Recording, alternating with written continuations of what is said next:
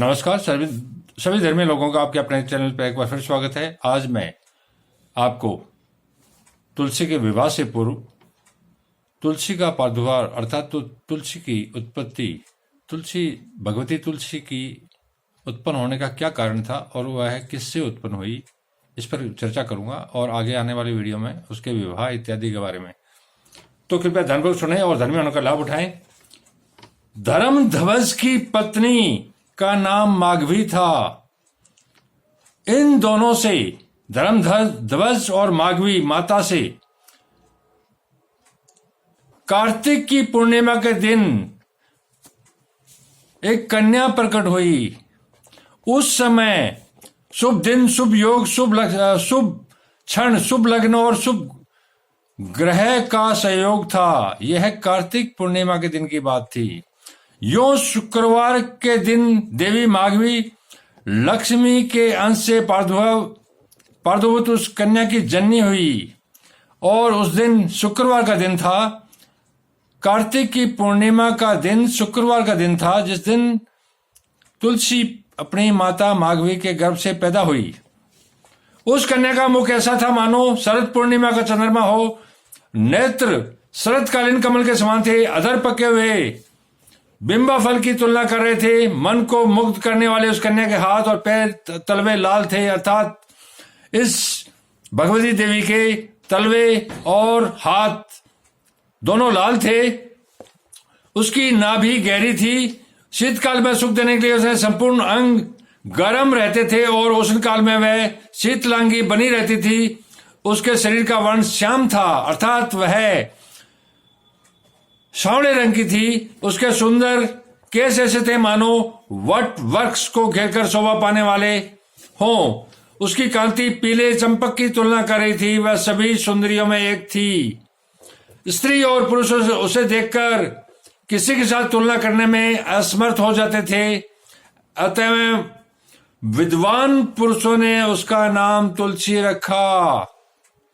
भूमि पर पधारते हुए ऐसी सुयोग्या बन गई मानो साक्षात प्रकृति देवी हो, अर्थात मां जगदम्बा का रूप हो। सब लोगों के रोकने पर उसने तपस्या करने के विचार से बद्रीवन को प्रस्थान किया, अर्थात माता तुलसी ने, भगवती तुलसी ने बद्रीवन नामक वन के अंदर अपना तप पूरा किया, तपस्या पूरी की।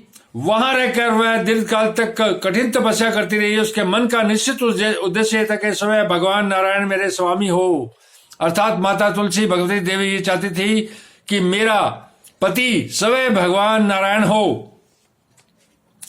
ग्रीष्म काल में पंचांगनी तपती और जाड़े के दिनों में वह जल में रहकर तपस्या करती, अर्थात जब गर्मी का समय था तो वह 5 तरह की अग्नियों में अपने शरीर को तपाती थी और जाड़े के दिनों में जल में रहकर तपस्या करती थी। आप देखिए कितना कठोर तप किया माता देवी तुलसी ने कि सर्दी के दिनों में वो जल के अंदर तप करती थी। वर्षा ऋतु में आसन लगाकर बैठी रहती। जल की धाराओं को निरंतर सहन करना तो उसके लिए सहज काम हो गया, अर्थात वर्षा ऋतु में धाराओं के बीच में बैठती थी और उनको जो जल के थपड़े लगते थे उनको सहन करती। हजारों वर्षों तक वह फल और जल पर रही। हजारों वर्षों तक यह माता तुलसी भगवती जल पर रही, फल और जल पर रही। फिर हजारों वर्षों तक वह केवल पत्ते चबाकर रही और हजारों वर्ष तक केवल वायु के आधार पर उसके प्राणों को टिका कर रखा। देखिए इनका कठोर कितना बड़ा तप था। हजारों वर्ष तक वह केवल पत्ते चबाकर रही। हजारों वर्ष तक केवल वायु के आधार पर उसने प्राणों को टिका कर रखा। इससे उसका शरीर अत्यंत क्षीण हो गया। तदंतर वह बिल्कुल निराहार रही। उसके बाद वो बिल्कुल ही उसने सब कुछ खाना छोड़ दिया, पत्ते पानी इत्यादि भी छोड़ दिया। निर्लक्ष्य होकर एक पैर पर खड़ी होकर वह तपस्या करती रही। उसे देखकर ब्रह्मा उत्तम वर देने के विचार से बद्रिकाश्रम में पधारे। जब इतना भारी माता का तप हो गया भगवती का, तो ब्रह्मा जी स्वयं आए उसको वर देने के लिए, वरदान देने के लिए। हंस पर बैठे हुए चतुर्मुख ब्रह्मा को देखकर तुलसी ने प्रणाम किया। तब जगत की सृष्टि करने में निपुण विधाता ने उससे कहा, ब्रह्मा जी बोले तुलसी तुम मनोअभिलाषित वर मांग सकती हो। भगवान श्री हरि की भक्ति, उसकी दासी बनना अथवा अजर और अमर होना, जो भी तुम्हारी इच्छा हो मैं देने के लिए तैयार हूं। तुलसी ने कहा, पिता मैं आप सर्वज्ञ हैं, तथापि मेरे मन में जो अभिलाषा है उसे मैं कह देती हूं। अब आपके सामने मुझे लज्जा ही क्या। पूर्व जन्म में मैं तुलसी नाम की गोपी थी, अर्थात भगवती तुलसी पूर्व जन्म में गोपी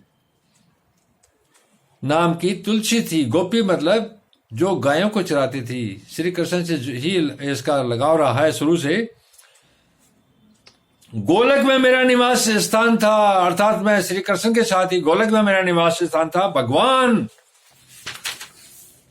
श्री कृष्ण की प्रिया, उनकी अनुचरी, उनकी अर्धांगिनी और उनकी प्रेयसी सखी सब कुछ होने का सौभाग्य मुझे प्राप्त था।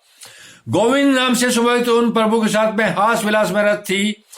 उस परम सुख से अभी मैं तृप्त नहीं थी, अर्थात उस जन्म में गोलक में रहते हुए मैं उनके साथ तृप्त नहीं हो पाई।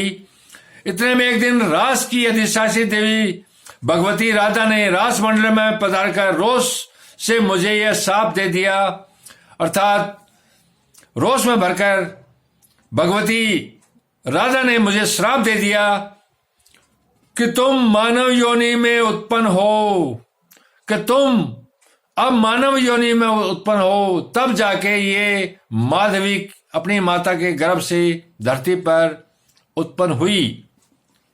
उसी समय भगवान गोविंद ने उससे कहा, देवी तुम भारतवर्ष में रहकर तपस्या करो। उसी समय मुझे परम परमेश्वर गोविंद ने कहा कि तुम भारतवर्ष में रहकर तपस्या करो।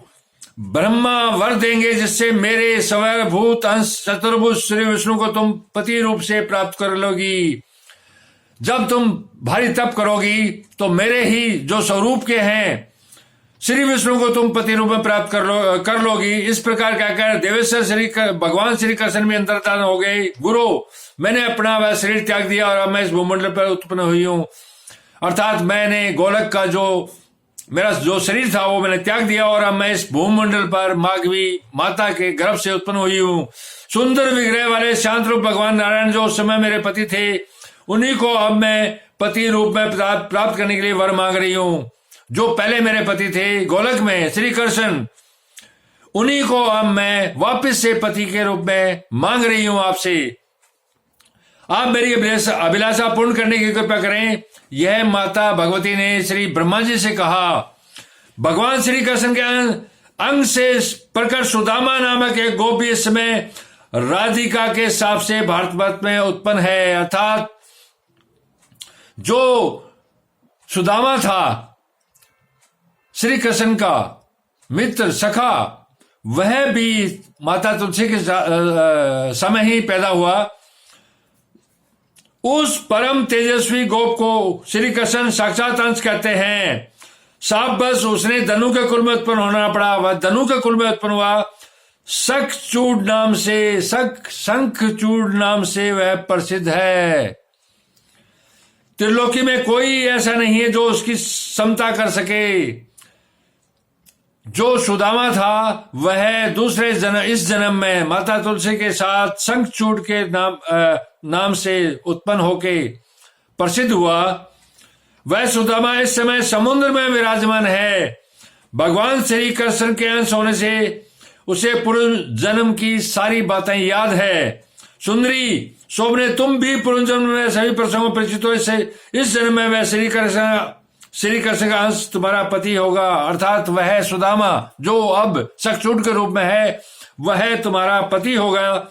इसके बाद शांत स्वरूप भगवान नारायण तुम्हें पति रूप में प्राप्त होंगे, अर्थात माता तुलसी को ब्रह्मा ने कहा शंखचूड नामक जो सुदामा है जो अब इस समय शंखचूड के नाम से प्रकट हुआ है, उससे तुम्हारा विवाह होगा। उसके बाद भगवान नारायण तुम्हें पति रूप से प्राप्त होंगे। लीलावश वे ही नारायण तुमको साथ दे देंगे, अतः अपनी कला से तुम वृक्ष बनकर भारत में रहना पड़ेगा।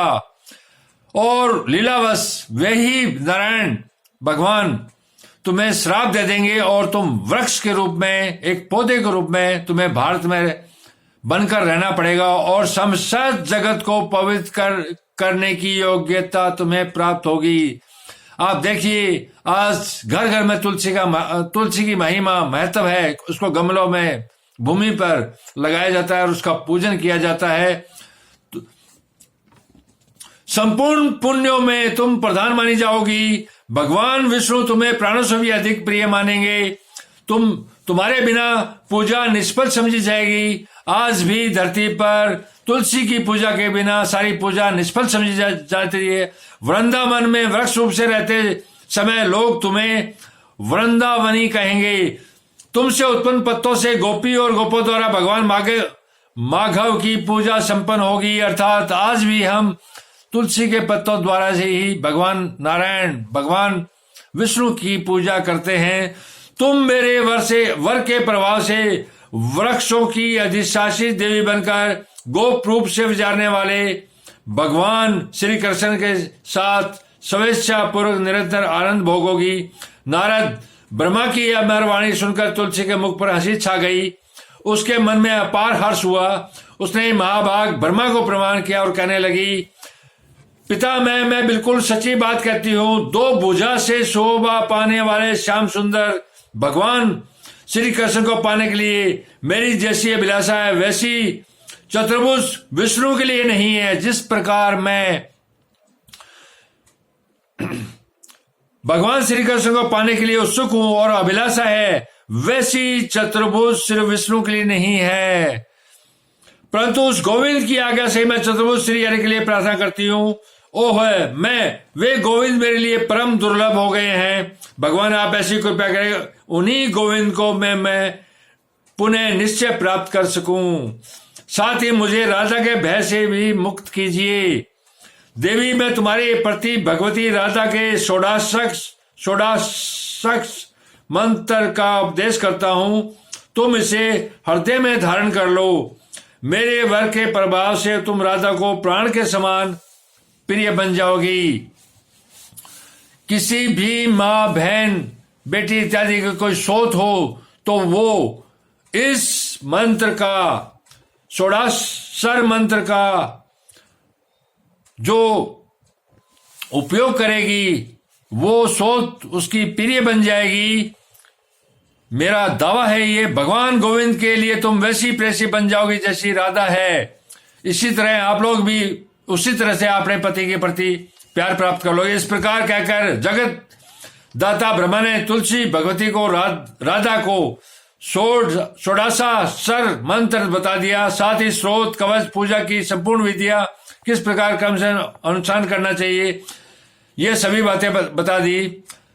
तुलसी ने भगवती राधा की उपासना की और उनके कृपा प्रसाद से वह देवी राधा के समान ही सिद्ध हो गई। मंत्र के प्रभाव से ब्रह्मा जी ने जैसा कहा वैसा ही फल तुलसी को प्राप्त हो गया। तपस्या संबंधी जो भी क्लेश थे वे मन में प्रसन्नता उत्पन्न होने के कारण दूर हो गए, क्योंकि फल सिद्ध हो जाने पर, जब मनुष्यों का फल सिद्ध हो जाता है, सिद्धि प्राप्त हो जाती है, तो मनुष्यों का दुख ही उत्तम सुख के रूप में परिणित हो जाता है। उनका दुख ही सबसे बड़ा सुख हो जाता है। तो मैं आगे आने वाले वीडियो में तुलसी विवाह इत्यादि पर व्याख्यान दूंगा। तो कृपया आप लगातार मेरे चैनल पर बने रहिए और धर्मी होने का लाभ उठाइए। तुलसी, भगवती तुलसी का महत्व इतना है कि जब हम श्री हरि की पूजा करते हैं तो बिना तुलसी की पूजा के हरि कभी प्रसन्न नहीं होते। तो इसलिए सर्वप्रथम आप लोगों को तुलसी का पौधा लगाना चाहिए। और तुलसी, क्योंकि आज भगवती तुलसी पौधे के ही रूप में है, लेकिन ये श्री हरि की पत्नी है और इनकी पूजा के बिना श्री हरि आपकी पूजा को स्वीकार नहीं करेंगे। धन्यवाद। आप लोग लगातार इस चैनल पर बने रहिए। मैं आपके लगातार तुलसी के बारे में आपको संपूर्ण ज्ञान प्रदान करने का प्रयास करूंगा। शुभ रात्रि।